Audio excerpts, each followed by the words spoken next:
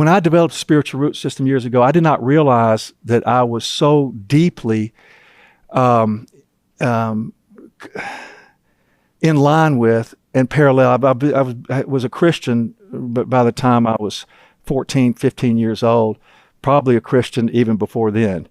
And then, frankly put, I lost hope from what I had once believed, walked away from it, and had the good fortune of getting to come back. And thank God for that.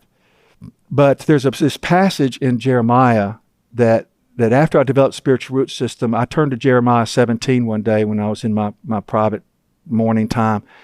And there it was so evidently in front of me, the difference between living with heart and missing it.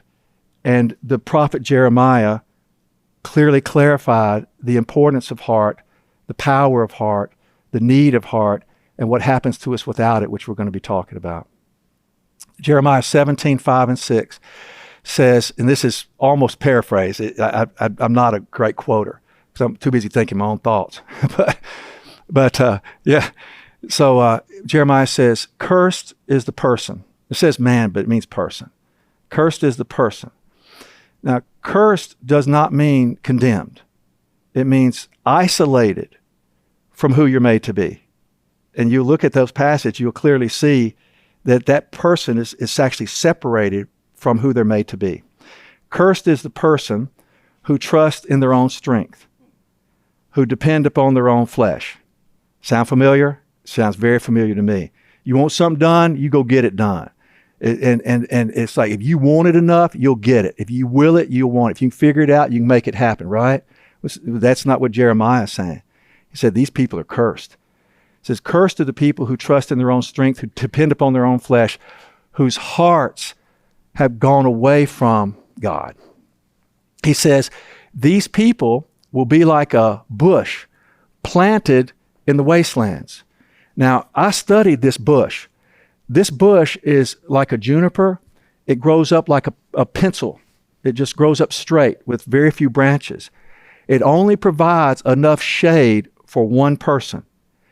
Not much of a sanctuary, right? Versus if you go over to Isaiah 61, when we're called to grow into oaks of righteousness, which provide great shade, great strength, great support, a real difference between this bush and these oaks of righteousness, okay? And so some people even think that that's why Hagar and Ishmael separated when she sent Ishmael away, because there wasn't enough shade for them both to be together. So Hagar put Ishmael beside one of these bushes, and she went and got in the shade of another one even. So this bush doesn't provide any shade. Also, its roots don't allow anything else to grow close to it, because its roots spread out along the desert floor, so to speak, where the water hits the ground, and you have to snatch it very, very fast. So nothing can grow close to it, and doesn't provide anything. It doesn't even really bear any fruit. So this bush that Jeremiah is talking about is isolated from everything that we think that we're born to be like.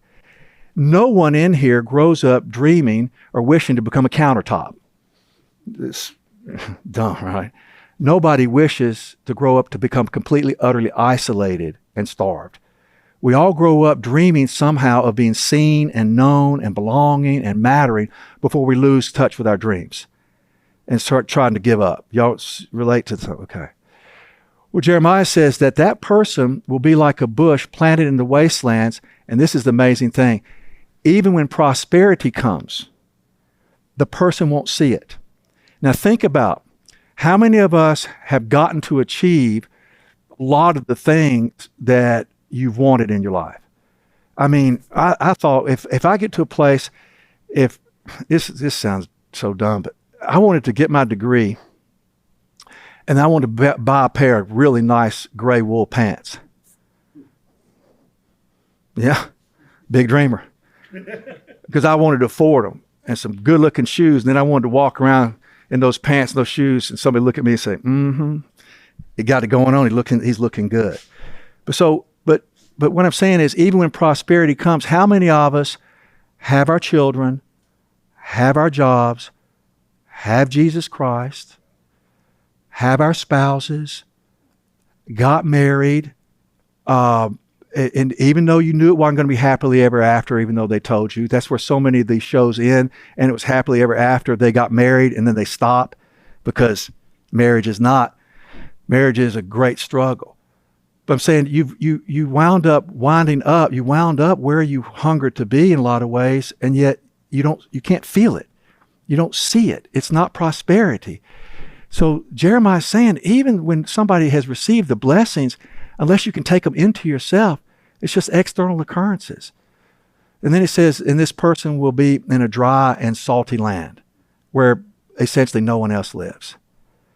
So this is a person who loses heart, and this is a person who doesn't know how to use the language of their hearts.